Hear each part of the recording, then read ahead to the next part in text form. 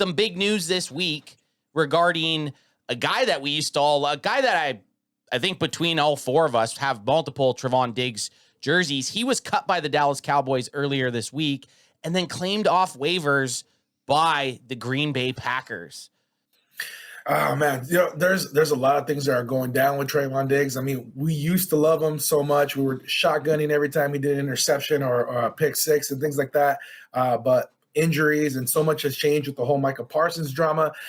He has this weekend and then one other guaranteed game to play for the Packers, which is going to be the wild card round. But there's no guarantees that he survives it past that with his contract. And there was people talking about, like, posting on social media about how fans are saying no one would take on Diggs' contract. The way I look at it, the Packers haven't yet even really taken on his contract. They're paying him the remainder of his 2025 season, which ends up being like $500,000 for week 18, right?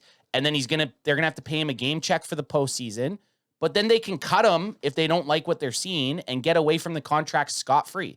So there's zero risk for the Packers. Hey, and I was like, dude, there's so many teams that's like at least 20-something teams that can claim him. Like, I was thinking he's going to be a Raider or he's going to be a Jet or maybe even a Cleveland Brown.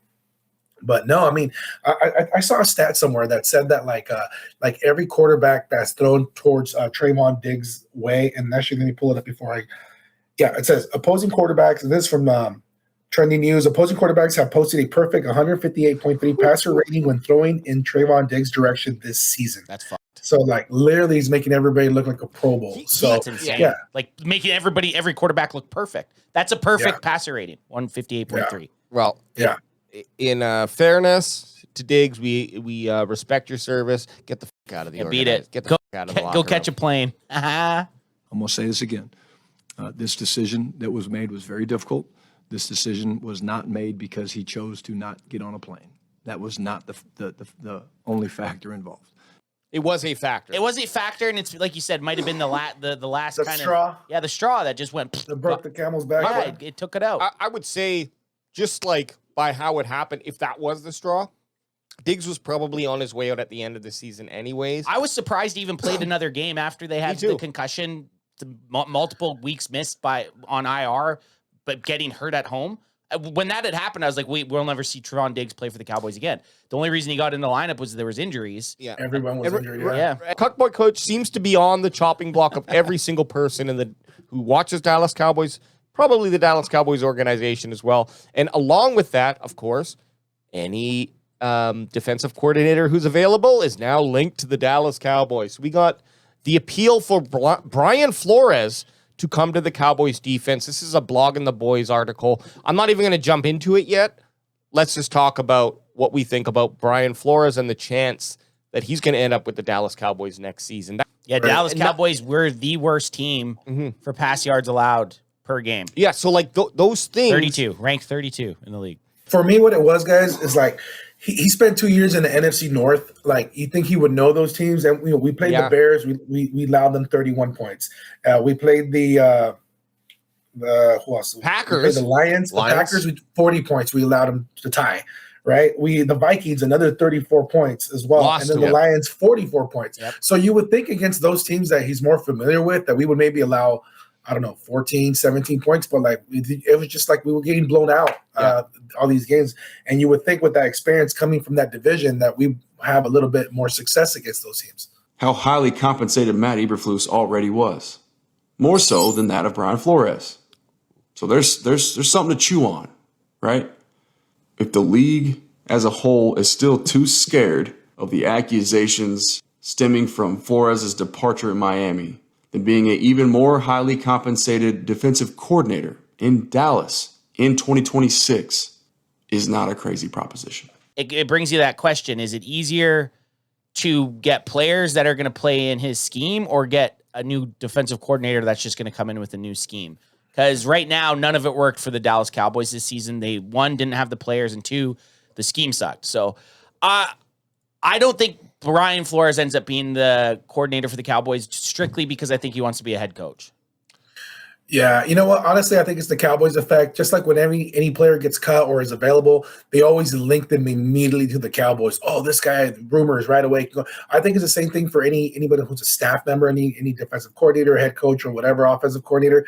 Right away, they're going to be like, oh, there's going to be an opening in Dallas. Oh, let's link him to the Dallas. So if he comes in, if he did what he did with Vikings, everyone loved him. He comes over to the Cowboys, fixes the Cowboys defense, gets us to 15th in the league. He's not a DC next. He's gone after. Yeah, he's gone after. He's already proven I can take shit and make it fucking gold. He won't. So you're kind of in this rock and a hard place. If you take Flores, that's great, and he might turn around the defense for the season. But he's gone if he does that. Yeah, so it's like it's good if the defense the defense being good is almost a bad. It's almost a bad. Yeah. If I'm Jerry Jones, I need to. Well, you got to give me an accent. Listen. Okay, obviously, get some more salt in your voice. Obviously, Matt Eber of Loss. Okay, just do it normal. I cannot handle. Wasn't what we were looking for on our defense with a bunch of these guys. Listen, it's too accurate. At the end of the day, I want my head coach to pick his defensive coordinator. I like that. Yes, same. What's the thoughts here? Is George Pickens going to be in the Dallas Cowboys jersey next year, or is he going to be in another jersey, in another team, in another state, dimension, in another dimension, in another tax bracket? Let's start it with Boots. What do you think about it, Boots? Oh, he's staying. A lot of his success comes from playing opposite of CeeDee Lamb. We've seen when he's the main guy at Pittsburgh and they focus on him, he can't really do much. But when he has players like CeeDee Lamb on the opposite side drawing attention, when you have a running back like Javonte Williams that's drawing attention, it opens him up a lot more. So I think if he knows what's good for him, if he wants to be successful, I mean, he could probably get paid a little bit more money going elsewhere, but I think he knows that if he stays, his stats are going to go through the roof, and then he can pretty much name his price after that. So congrats, and you get to don that championship crown for another 12 months. This is what made me think of it, because I was like, we're going to put our order in for 3 jerseys if George Pickens gets signed. And Boots, I'm just going to say it for you. When he gets signed, we're buying you a George Pickens jersey for your win. Let's go. Let's go. That's going to be, I imagine that's kind of, if George Pickens is on the Cowboys next year, you want a Pickens jersey, right? 100%. Okay. 100%. Hey, that's what triggered my brain into being like, Boots won the CanFan Fantasy League. Guys, I hate to be the bearer of bad news, but we do have a football game coming up. What? The season's still kept going? Yeah. What? There's a football game? I thought we were going to do mock drafts next. Oh, that's coming, Boots, and we'll be doing it. Just real quick touch on this. You can have a look at the stats here on ESPN. It's almost a coin flip between. In fact, New York Giants are predicted to win this game, but the New York Giants are 3-12. The Las Vegas Raiders are 3-13, 2-14. 3 wins, first 2 wins. Raiders play Kansas City Chiefs. Chiefs are out of playoffs. Chiefs are banged up. Chiefs are starting a 3rd-string quarterback. It could be that South Park episode where the teams want to lose baseball. Yeah, they keep winning. They keep winning by accident.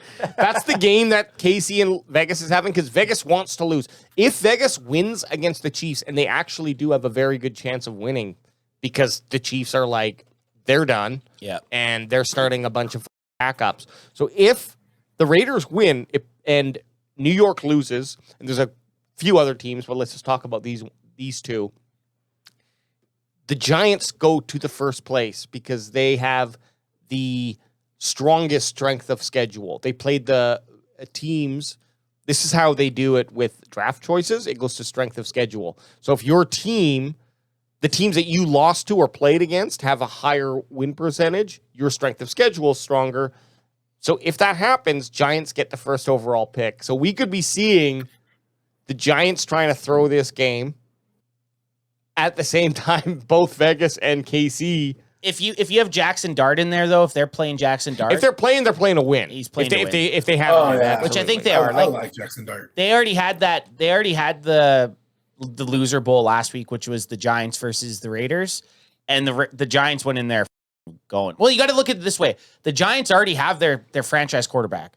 So even if they have a top 3 pick, they're still winning. They're still getting their player they want. They're probably Giants will probably end up with the best player available. Yeah, because the Raiders are going to get the quarterback. Yeah, and then you're going to get the Giants picking up just another really good football player. I'll ask you this about if Dak wins the passer stat for the season on a season where we don't even make the playoffs, do you even care? Like, is that never been done by the Dallas Cowboys player? If I'm Dallas Cowboy quarterback has never led the NFL in passing yards. But I'm asking, do you care about that stat on a season where we don't even make it to the playoffs? I mean, it'll be good for him when he retires, but no, I don't give a right now. I could give 2. Of course. So you care more about Dak Prescott being healthy for next season, right? Yeah. At this point right now, going into the very last game, like when there was 3 games left, it's like, yeah, you play those games, you're playing to win. Yeah. If you want Dak to get in there, play 2 quarters, and then put Joe Milton in for the rest of the game, I'm fine with that. Yeah. If one of our starters gets hurt in this meaningless game, I mean, for the whole offseason, I will spend like the entire podcast time just cussing out Jerry Jones for not taking precautions. Like, you know what? You can't. I do this. I start the boys. I get them out there for a play. I play it like a preseason game. I get my starters out there. I hope they go down and score. Maybe I do it again for the next drive. If they score 2 times in 2 drives, like the first 2 drives, then I might be like, okay, boys, take a seat. Let's start rotating some dudes in. O-line has a bunch of rotation I'd like to see them just to like keep things fresh, which wouldn't happen if Dak's in. And we have no questions about the thing about this scenario is I'm always looking for, well, what are we getting out of it? And the reality is like, oh, you're just getting your starters not getting injured. Okay. Yeah, there's no one that's on the team that you want to take a look at. Because Flanoy already showed up. He'd be one guy. Mingo, I'd like to see more Mingo, but at this point, it's like Flanoy's the dude. Flanoy's are 3. Yeah, you can get rid of Mingo, honestly. So I don't even need to see Mingo. Maybe I'd like to see Blue and Maffa run. I don't think those guys are even going to play. Well, but Javonte Williams is possibly out. So you might get one of those backs in there. Well, the Davis is going to be the lead. Here are the 2 people that are playing for this game. Brian Schottenheimer, he wants to have a winning, not a losing season. So I don't know if you could call an 8-8-1. No, you can't call it a winning season. It's not a losing season, right? But it's not a winning season. And it won't be the first team to ever do it. Which is I thought it would be 8-8-1, but the Commanders did it in 2022. Oh, gross! Oh, really? The first year? Yeah, they were the first team to do it. Wow. Cuck Flus is playing for something here, so you have to come out and show what your defense can do. You can't have the Giants put up points. Oh, they're going to. They're going to. There's 30 points getting put up. So those are the 2 people that I think that absolutely need to play. Everybody else, I agree. Playing starters in preseason, getting them warmed up. You know, Brian Schottenheimer is going to play Dak Prescott because he wants to win this game. So Dak coming in for 2 quarters series, whatever. He's going to be playing. I think at this point it's like this is a meaningless game. Don't start anyone. Don't start anybody. It's just like don't be putting our every drive that someone's not going to get injured. If it a starting player is like, okay, good. We're moving on. I've changed my mind. Play the win. Play the guys, one question: is anybody playing for the incentives here? Like yeah, is there of course there is. Wide receiver that if he gets 3 catches, he's going to get a $500,000 bonus. If somebody gets a sack, they're going to get $1 million. I think those guys are going to want to play. They're going to want to get their money. Though I do believe that it'll be absolutely genius and diabolical for Schottenheimer to come out and be like, "Look, we're going to lose this game. We're gonna go up in the draft, and we're going to have them drop."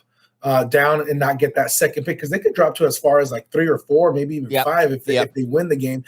The only problem with that is I think Andy Reid is more diabolical than Schottenheimer, and they're playing the Raiders. So I think that they're going to tank and let the Raiders win. So they're thinking the same thing. So I think we have to lose this game. It ain't happening. Cowboys will beat the Giants. It doesn't matter. Even with backups, they're going to beat the Giants. I mean, the pros are all on losing. You get a higher draft pick. You wouldn't be starting your starter, so there's no chance of injury. But I am such a musclehead. I'm with you. Win the game. Go out there. I want them to win. Fuck these Giants. I want to win the game. I don't want to lose to the I don't want It to. might not be the smart move. It might not be the smart move, and I've made a lot of moves in my life that weren't the smart move, and I So still stood this by is it. at 1 hour and 15 minutes. Make sure we clip it. I think Jadeveon Clowney gets 2 sacks in this game, and he doesn't leave New York without getting contract for next year. Cool. I'd be okay with that. So Clowney with 2 sacks. Okay, I like that, and that would actually be that's super bold because Clowney just overtook Houston with 5.5 sacks. I think Houston also has 5.5 He does, sacks. yeah. So he's tied with Houston. So that would make him the leading sacker in Dallas. 7.5. He came in late too. He wasn't with us the whole True, season. very true. Very true. I'll bring him back. Bring him back. Bring him back. I like Clowney as signing. My bold is exactly what we just talked about. George Pickens is going to get 8 receptions, 1 touchdown, and at least 80 yards to cap off a season. 100 receptions, 10 touchdowns, and 1,500 yards. I like that. That's good. Adam hates it. No, I don't hate it. I do. It's not the boldest, but it is if they're trying to tank. It is.